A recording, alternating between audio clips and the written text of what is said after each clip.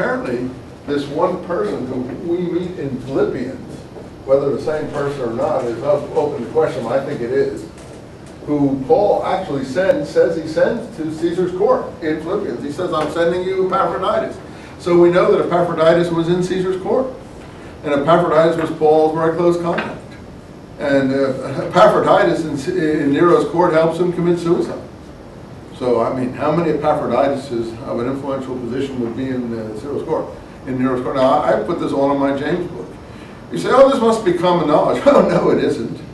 You won't find one other book in the whole history of writing in the last 2,000 years that has that point in it, I venture to say. And why?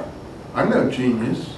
Because all these people don't write what's staring them in their eyes. Why? Because they're held back by their religious belief. They're under control. Their mind is under authority.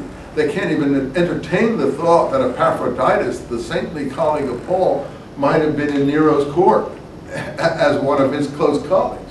It's just, so they just stop. But anyone with any common sense, a lawyer in a courtroom or something, would easily draw the connection.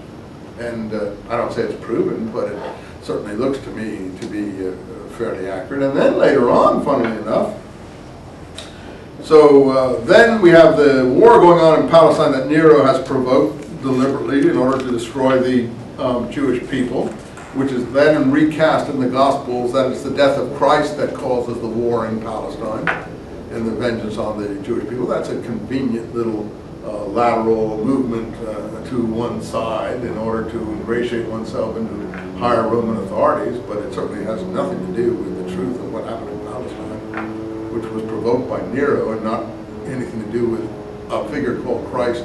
If he did, if he was involved in any of the things portrayed in the scripture. That was 30 years before, in any case. More likely, James, and you know, Eusebius here, says that the early writers said that the things happened to the Jews because of the death of James, which makes a lot more sense than anything to do with Jesus 30 years before. People don't usually say, the Americans are suffering now because they shot Kennedy. No, I don't think that people talk like that. You know, events 30 or 40 years ago are not what influences people's minds as far as what goes on today. So it's a later written thing to ascribe the fall of Jerusalem to the death of Jesus. Now that may have been, in fact, the reason. I can't comment on that, but the ostensible reason was Nero's hostility to Jews and the fact that he wanted to destroy this people, and this people was unwilling to give in and crumble, and they resisted. That's what the ostensible cause is. However, it's portrayed in more poetic license areas. It's up to you guys. In any event, you don't have to believe me. Read the documents, decide for yourself. My evidence is one thing, your evidence is another. Weigh it all together and make your own decision. The point is, Nero died in 68. The war was going on. The general in Palestine was called Vespasian. He was elected by his army with some provocation by the other people there who were surrounding him. People like Josephus, who had already been part of his entourage, other Herodian family members who had promoted his interests, other people that were willing to say that he was the world ruler that was to come out of Palestine because his troops had elected him and he came out of Palestine to rule the world. So another candidate for the world ruler prophecy, the star prophecy we've been talking about in this class, that a world ruler, a star would rise from Jacob, a scepter to rule the world. And so rabbinic literature, Josephus all say, this was Vespasian, this was not one of our own. But the Messianists, the Christians on the one hand, Dead Sea Scrolls on the other hand, would never have agreed that this was a foreign leader, that this referred to a foreign leader. This was an opportunist interpretation of the prophecy by sycophants fawning on foreign leaders. Okay, so in any case, Vespasian or the Flavians take over in 68, 69 after some warfare with other contenders. Vespasian himself rules with his son Titus, who he leaves behind in Palestine for another 10 years. He dies in, I think, 79. think Titus died in 82, if I'm not mistaken. Their dates are in the back of my book. And then Domitian takes over. So let's say Domitian takes over around 82 to 96. So we've got it up to date then. How do we start all this? This is how you have to do history. We flared out from Flavius Domitilla, or from Flavius Clemens. Flavius Clemens seems to have been involved in the household of Vespasian and Nero, a close cousin of some kind, and it was he that was designated as an heir to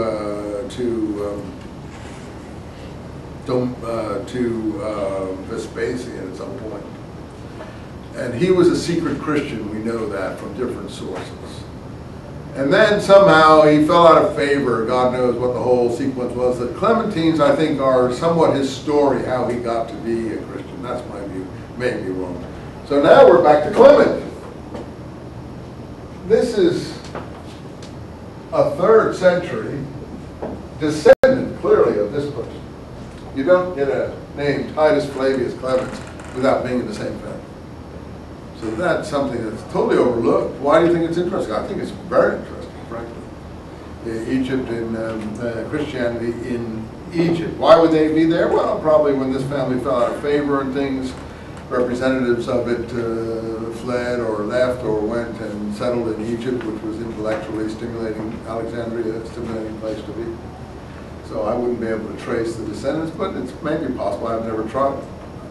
Someday when I have some time, I might look into it. Meantime, some student can look into it if they want. Okay, so at some point under Domitian, Flavius Clemens is either executed as a secret Christian or exiled to an island and then executed. I'm not sure the whole sequence. You can look at the material in the Roman historians. And his wife or sister Domitilla is also exiled, but somehow she gets back, and her slave, called Stephen, interestingly enough, assassinates Domitian. The slave of Domitilla, called Stephen, a name we've encountered in other contexts already, and I don't think it's accidental, all this Stevens that we've met. We've all met one Stephen as Paul's first convert in Achaia, he says in Corinthians.